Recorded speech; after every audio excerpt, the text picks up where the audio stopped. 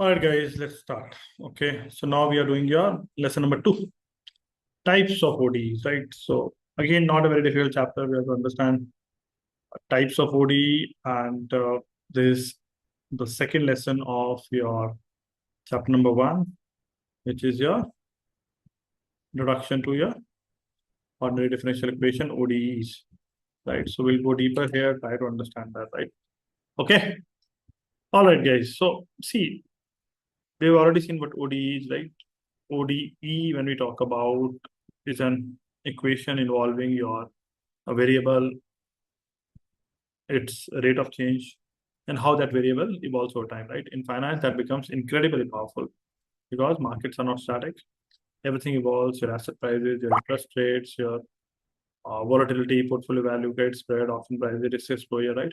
ODEs mathematically describe that evolution. Okay.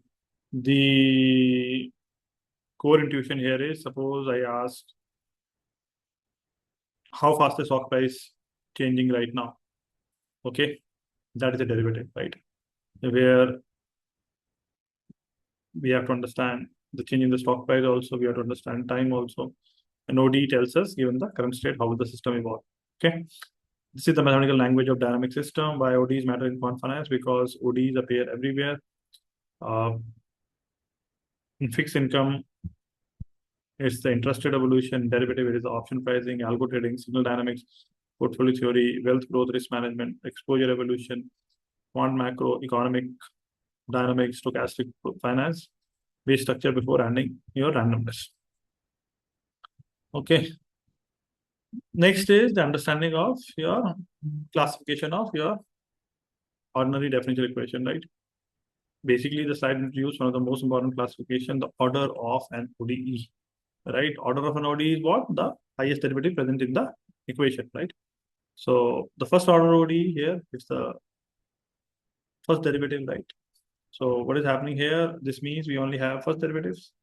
No second derivative, no higher derivative. The first derivative measures velocity of change.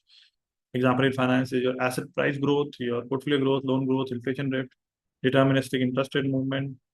From the financial perspective, please understand that uh, whenever we have to talk about your exponential asset growth, we use it.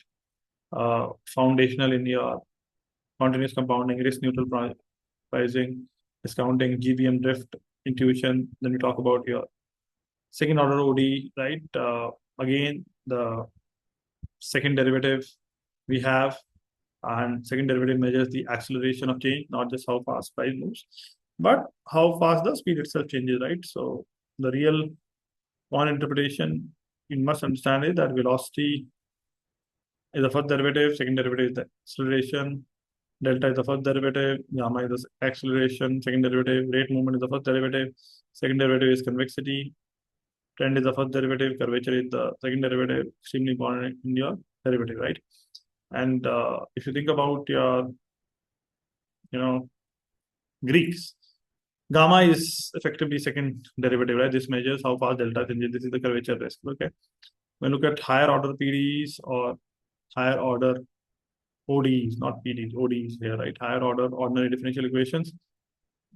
Please understand, third order and beyond are called higher order ODEs, which are rare in basic finance but appear in your advanced macroeconomic systems, multi-factor dynamics, complex optimization, control theory, some HGB equations also.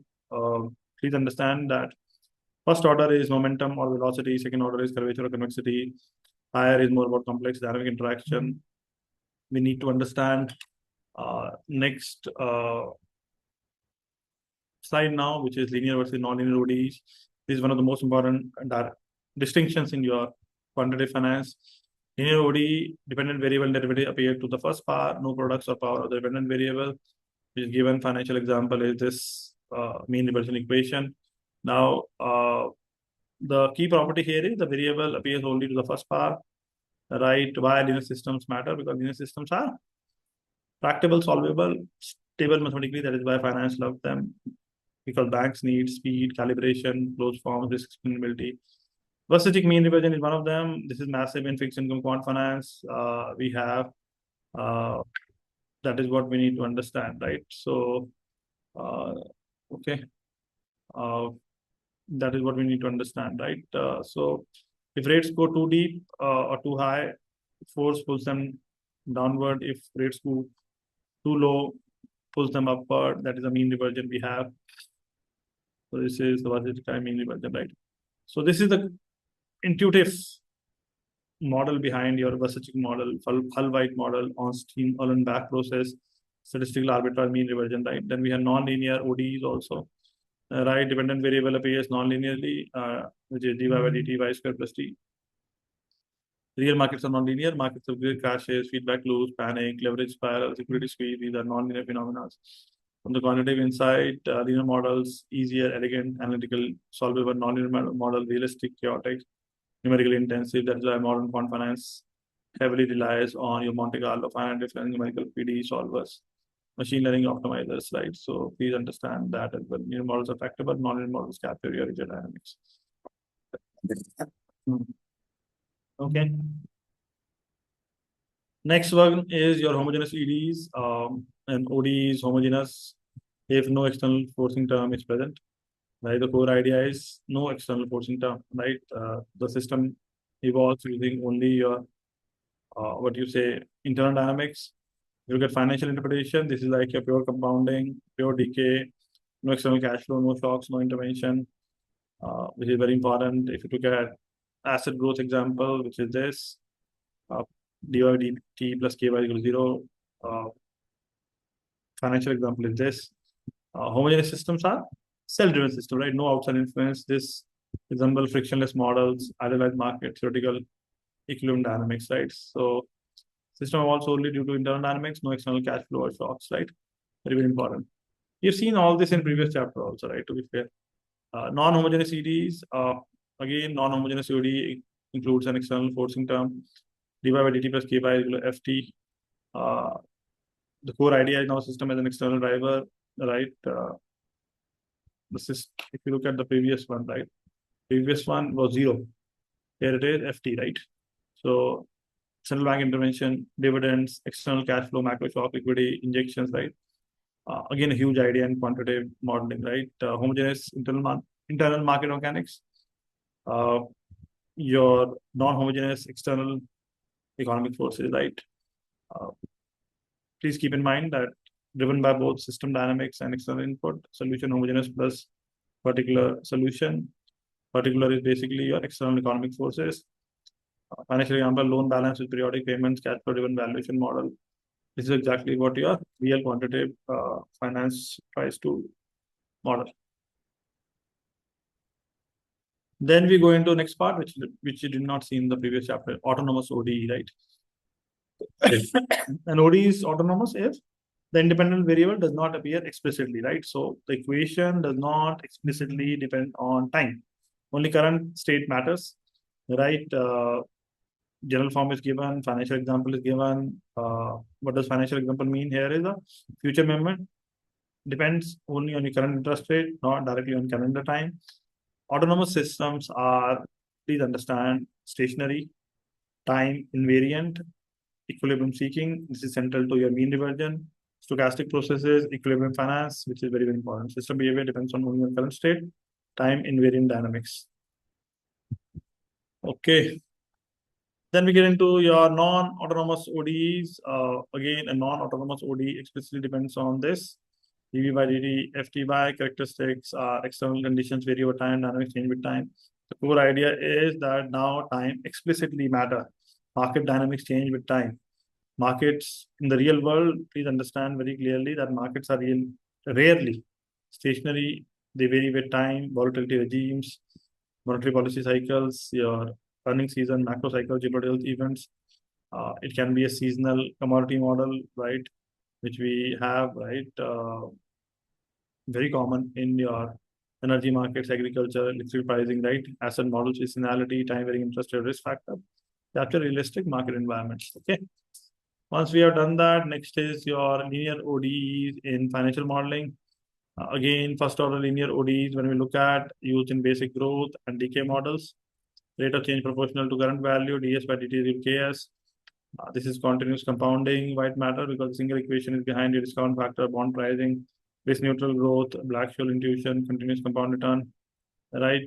Financial application in deterministic asset price growth, discounting and accumulation models, right? And why it is important? Because easy to solve analytically, provide foundational institutions for financial dynamics. Then we have second order linear ODEs, again appear in option pricing and valuation problems. Again, it's a very direct kind of thing, right? This is a Black-Scholes PD which is given. Please understand that if somebody is trying to understand, please note that this is nothing but theta, right? This is nothing but your delta, and this is nothing but your gamma. Right, so Greeks are here. The PD combines time decay, directional sensitivity, and convexity into one pricing equation. This is the mathematical art of your derivative pricing, which we need to understand. Okay.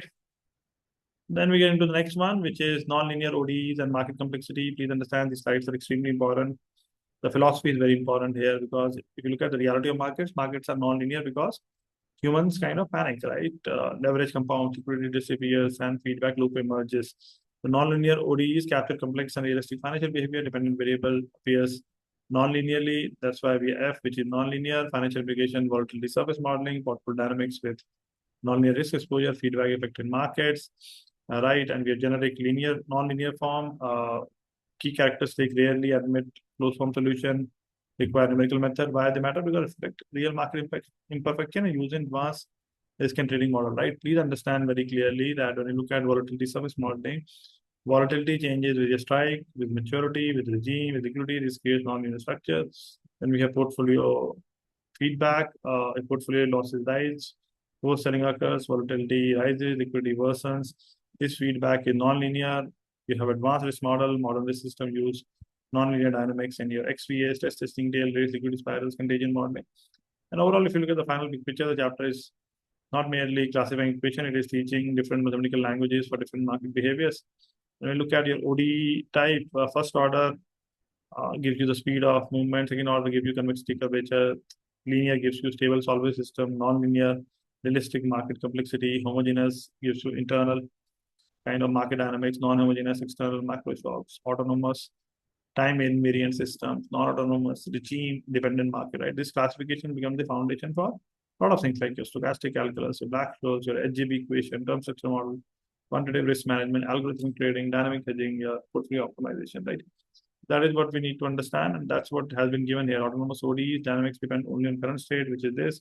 Financial application, interest rate mean reversion versus time model. We talked about long-term equilibrium model. We talked about non-autonomous explicit time dependence. We talked about in the earlier slide, which is given financial application models with seasonality and time being repetition, which I haven't done earlier also, but yeah. Okay. So what is to be understood now is that, see, we are getting into the example sheet now.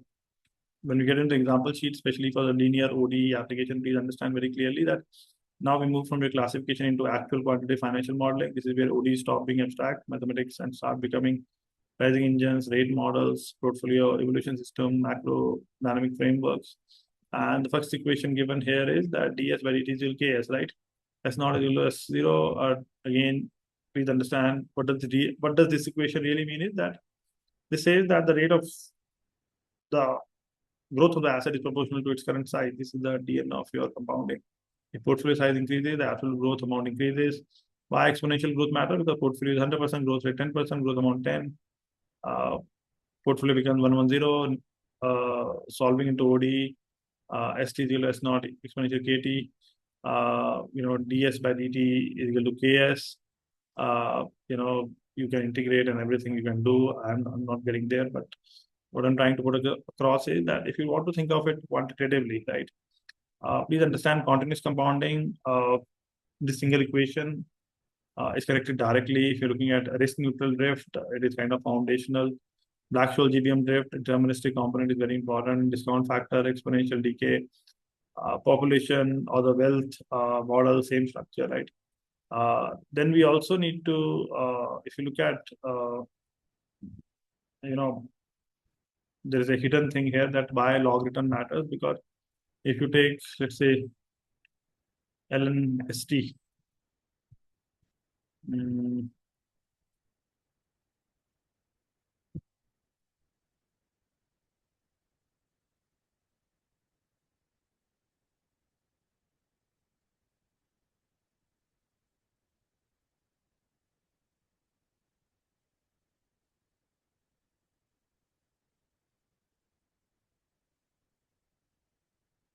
LNST by S naught is your KT. This linearity in log space is why quant finance heavily uses log return, etc. Right? So remember that. Next is mean reverting example. This one, right? And this is one of the most important structures in your fixed income interest rate modeling. Rates are pulled towards equilibrium. R is current interest rate. Theta is long run equilibrium. K is the speed of mean reversion. Right? It is about basically rates revert to long-term mean and used in classic type interest rate models. Okay.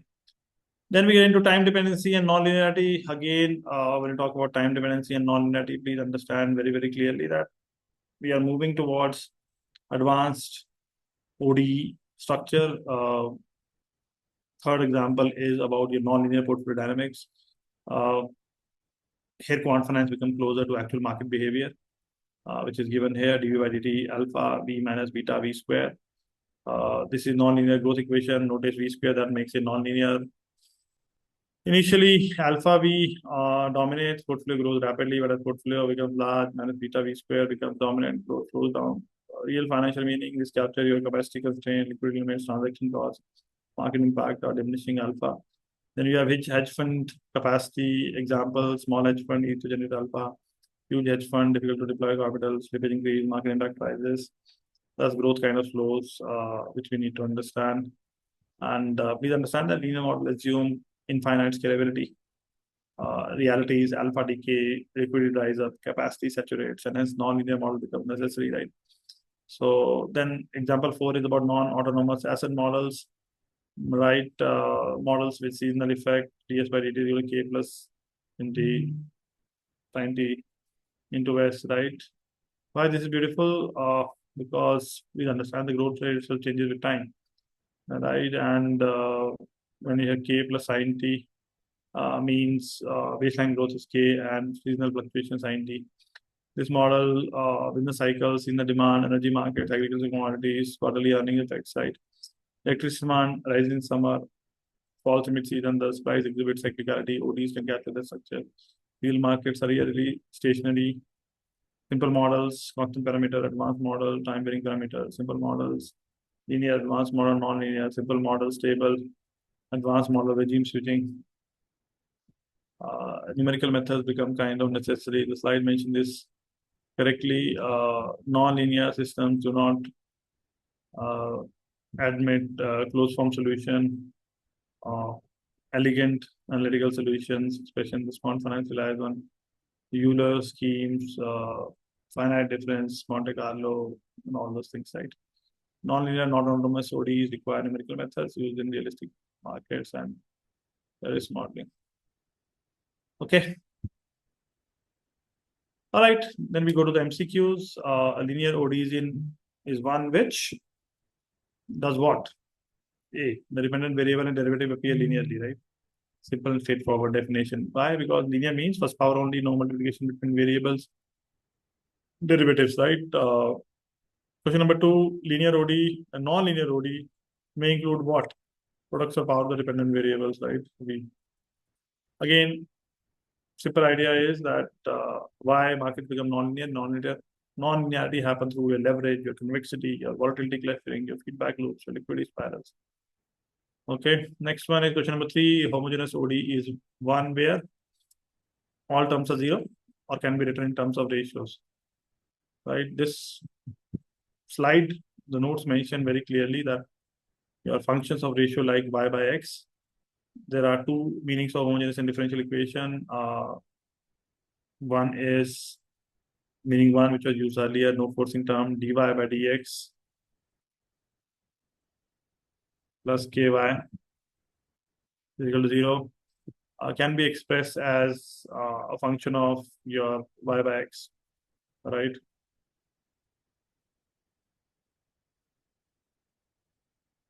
This is another standard ODE classification, very important distinction, right? Question number 4, separable differential equation can be written as what? This one, right? dy by dx, hy. Why this is powerful? You can separate variables, ey, hy,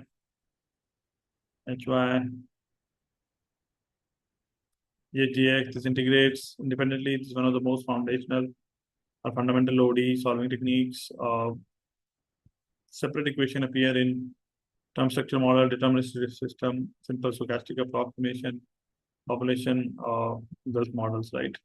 So that's what we have. Then next question is first order ODE involves only the first derivative, right?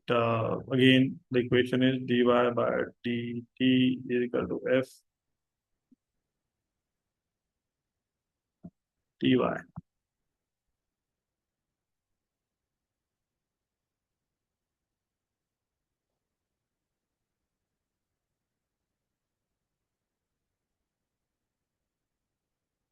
Higher order ODEs are important in finance for modeling. What? Complex dynamic systems, right? Higher order systems capture your multiple interacting forces, curvature effect, acceleration, memory effect, right? Overall, if you want to understand real quant application, please understand when we have options, higher order dynamics are gamma and convexity. When we have macro system, higher order dynamics are multi-factor interaction. When we have risk system, higher order dynamics are feedback propagation. When we have fixed income, higher order dynamics are curvature of yield curve, right? So that's it, guys. We completed the question. Not a very difficult chapter, easy chapter. Go back, revise it. You're totally fine, right? So, uh, easy chapter. Each OD structure is for a particular reason. Your if your OD type is, let's say, linear, the market meaning is your stable, simple world.